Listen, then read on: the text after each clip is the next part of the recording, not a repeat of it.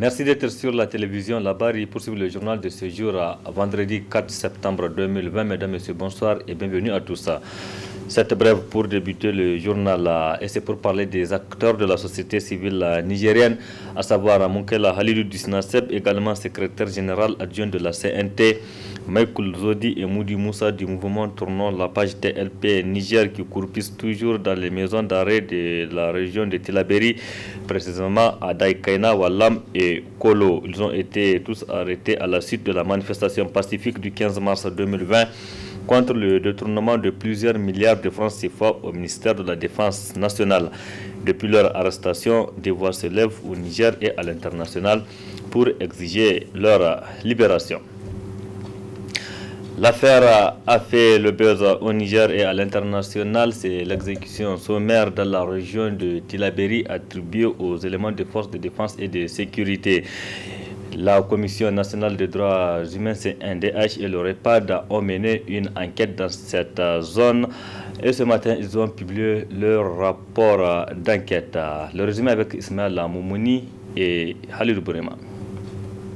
La disparition de 102 personnes dans la zone d'Inates et d'Aïrou a conduit une mission à Tillabéri composée des membres de la Commission nationale des droits humains CNDH et les membres du réseau panafricain pour la paix, la démocratie, le développement et le progrès REPAD. Cette mission a découvert 6 fosses communes et à la lumière des témoignages, des preuves découvertes sur le terrain, la mission conclut qu'il y a eu exaction et exécution sommaire d'au moins 71 personnes non armées et qu'il n'y a aucun doute que les auteurs sont des éléments de forces de défense et de sécurité. Comment nous avons abouti à ces résultats? Comme j'ai dit, c'est sur des bases scientifiques. Ce ne sont pas des choses que nous avons avancées comme ça. Et je tiens à le souligner ici. C'est à notre corps défendant. Parce que l'état de droit exige que nous fassions preuve de courage et de vérité. Et ce n'est pas l'ensemble. Notre armée, elle est républicaine. Je tiens à le souligner. Ce n'est pas l'ensemble des corps constitués de l'armée qui a fait ça. Ce sont quelques groupuscules. Et donc, on ne peut pas extrapoler pour dire ici que notre armée est mauvaise. Notre armée est très bonne. Elle est l'une des meilleures de la sous-région. Elle a fait preuve de professionnalisme. Donc, on ne peut pas aujourd'hui extrapoler pour salir notre armée. Par contre, ceux qui ont fait ça doivent répondre de leurs actes devant la loi, conformément au texte en vigueur. Et nous avons joué notre partition. Il appartient maintenant à l'autorité judiciaire de faire son travail. Ce rapport n'a pas été présenté pour saper le moral de la troupe, mais plutôt permettre aux juges en charge du dossier de citer les responsabilités. Il ne s'agit pas du tout de toucher au moral de nos FDS qui ne dorment pas à cause de nous, qui se battent tous les jours afin que nous puissions dormir. Toutefois, il faudrait faire en sorte que leurs efforts ne soient pas vains. Et pour que leurs efforts ne soient pas vains, il faudrait extirper ceux qui comprennent mal la tenue d'une arme. Il faut l'orienter du côté de l'ennemi et non pas du côté de celui qui est censé être protégé. Ce rapport qui a été remis au président de la République, Issifou Mahamadou, est le fruit de 3 mois de mission, d'enquête, d'investigation et de vérification sur les lieux des exactions. Sur le plan politique, parlons de cette affaire du moderne FA Lumana. Ce parti reste et demeure toujours membre de la nouvelle coalition pour une alternance politique CAP 2021, contrairement au communiqué de presse rendu public hier par son président par intérim Oumar Noma. Pour Ousmane Sanda, membre du bureau politique national, le secrétaire général du dit parti, Moussani Mahaman, a signé le pacte au nom du bureau politique national. C'est ce que vous allez voir dans ce reportage. 2 jours seulement après la création d'une nouvelle coalition dénommée Coalition pour une alternance politique au Niger CAP 2021 qui regroupe plusieurs formations politiques de l'opposition dont le principal parti de l'opposition moderne FA Lumana, son président par intérim Oumar Noma a dans un communiqué de presse en date du 3 septembre 2020 indiqué que la signature apposée par le secrétaire général du parti sans l'autorisation du président par intérim n'engage pas le bureau politique. Mais selon un des membres du bureau politique national, le secrétaire général du parti a bel et bien été mandaté pour signer au nom du parti. Ce communiqué auquel vous faites allusion reflète la réaction d'un homme seul, la réaction d'un homme désespéré et apparemment frustré de n'avoir pas réussi à faire le bonheur de certains. Le secrétaire général du parti, Malam Mansani, a agi avec un mandat clair et net du bureau politique national. Dans le processus de la création de la CAP 2021, le moderne FA Lumana est impliqué du début jusqu'à la fin. C'est pourquoi le parti reste plus que jamais déterminé à se battre jusqu'à l'atteinte des objectifs visés à travers la création de cette coalition. Nous n'avons absolument aucune crainte. Il s'agit aujourd'hui, pour l'auteur du communiqué auquel vous faites allusion, de faire plaisir à certains. Mais dans tous les cas, nous nous sommes fortement engagés et le moderne FA Lumana Africa fait bel et bien partie de cette coalition des partis politiques de l'opposition. Relativement à la dernière décision rendue par la justice sur la conférence nationale extraordinaire du parti qui devait se tenir en août dernier, Soumana Sanda a apporté ses précisions. Cette question d'interprétation, parce que par la volonté de son Excellence Mamadou, nous nous étions tus, beaucoup avaient pensé et développé la thèse selon laquelle le parti appartiendrait désormais à Noma Umaru. Depuis quand un mouvement associatif peut devenir la propriété privée de quelqu'un? Ce n'est pas possible. Nous avons des militants, des Bilema à Ayarou. Comment quelqu'un seul peut s'arroger le droit de décider seul pour tous ces millions de militants du moderne Parlement africain? Je pense qu'il sera de la responsabilité du bureau politique national de prendre les dispositions pour que ce mercenariat politique ne puisse pas continuer à nuire davantage à notre parti politique. Une déclaration du bureau politique national est attendue dans les jours à venir pour clarifier cette affaire, mais aussi pour rassurer davantage les militants à moins de 4 mois des premiers scrutins. Sur le plan éducatif, notons cette sortie médiatique ce matin des différents syndicats du secteur de l'éducation. Ils se sont réunis dans la cour de l'école à Terminus 2 pour apprécier la situation de l'école nigérienne en général, mais aussi pour condamner la tentative de mise en location du terrain de l'école Terminus 2. Le résumé avec Asma Oseidou et Chebou Guissou. Dénoncer la situation dans laquelle végète l'école nigérienne en général et celle de l'école primaire Terminus 2 en particulier, tel est l'objectif de cette sortie des syndicats du secteur de l'éducation et de la formation au Niger. La situation de l'école ces dernières années interpelle plus d'un observateur. En effet, au nom d'une certaine volonté de réforme, des actions ont été entreprises dans le secteur.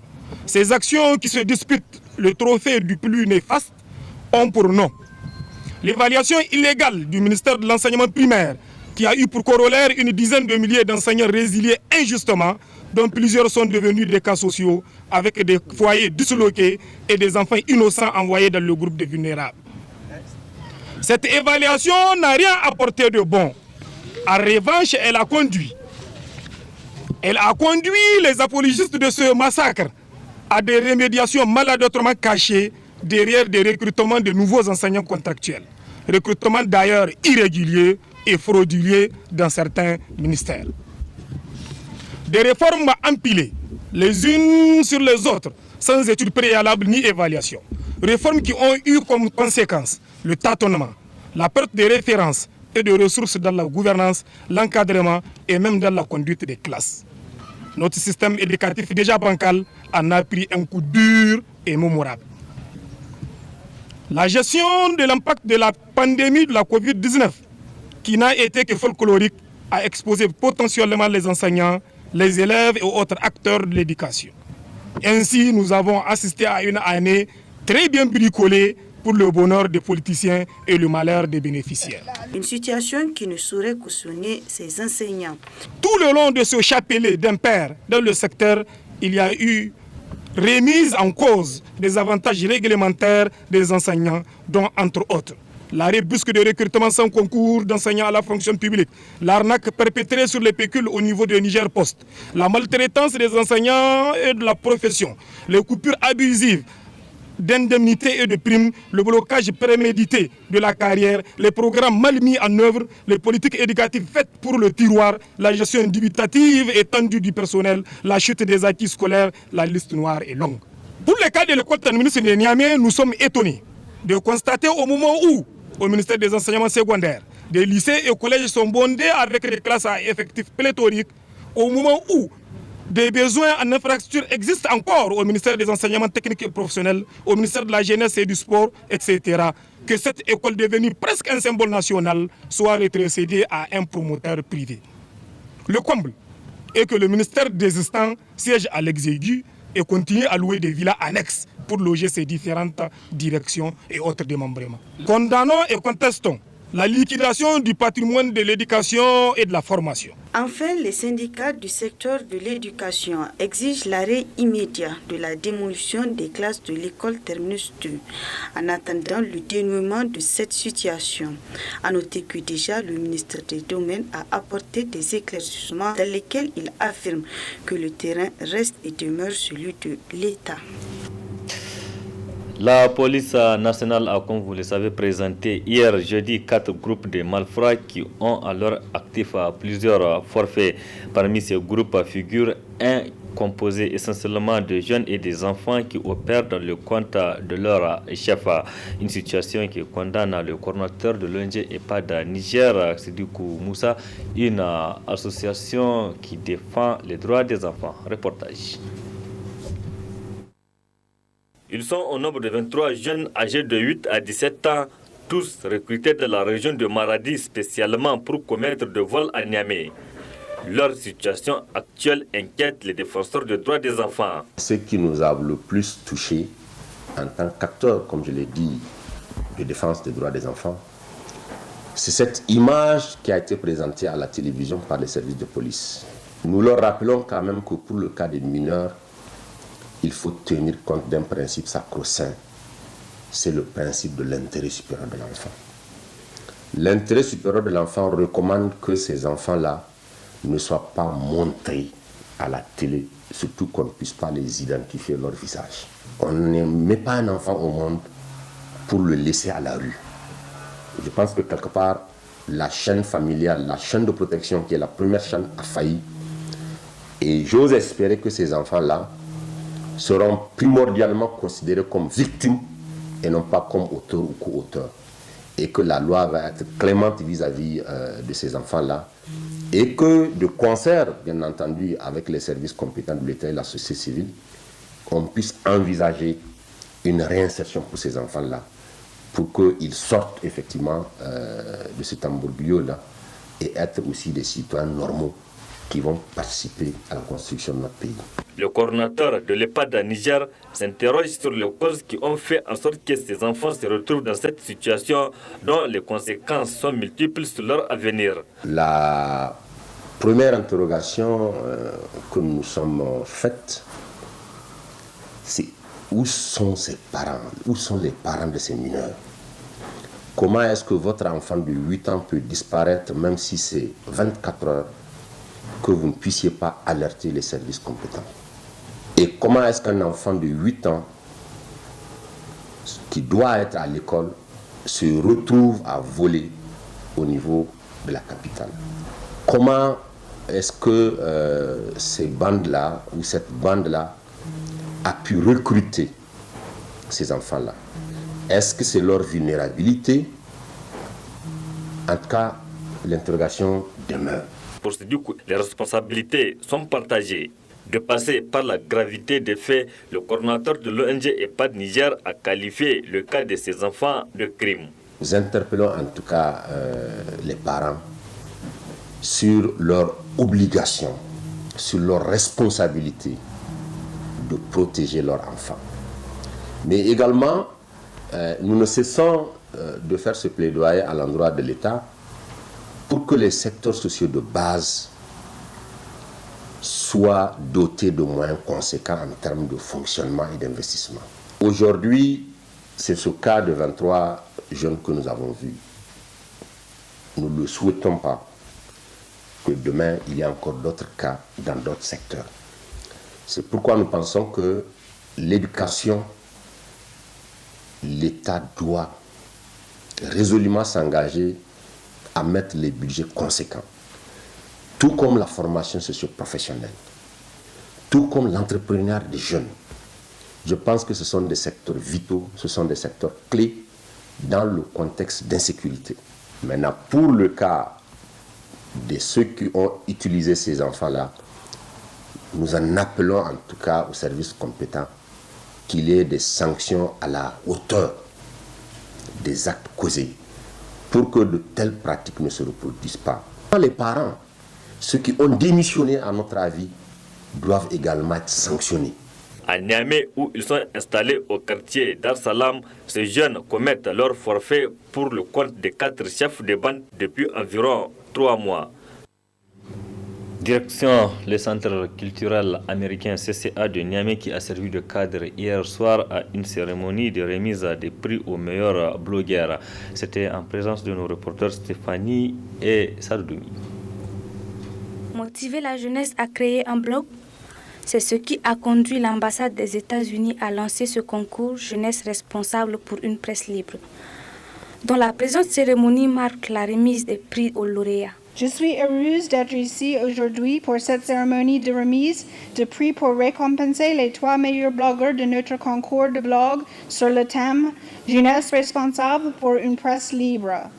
Je voudrais tout d'abord remercier nos partenaires, le Conseil national de la jeunesse et l'Association des professionnels africains de la communication du Niger pour avoir aidé à organiser ce concours pour l'émergence de la prochaine génération de blogueurs citoyens au Niger qui pratiquent un journalisme responsable. Je suis ravi d'être avec vous cet après-midi et je suis ravi de travailler au Niger.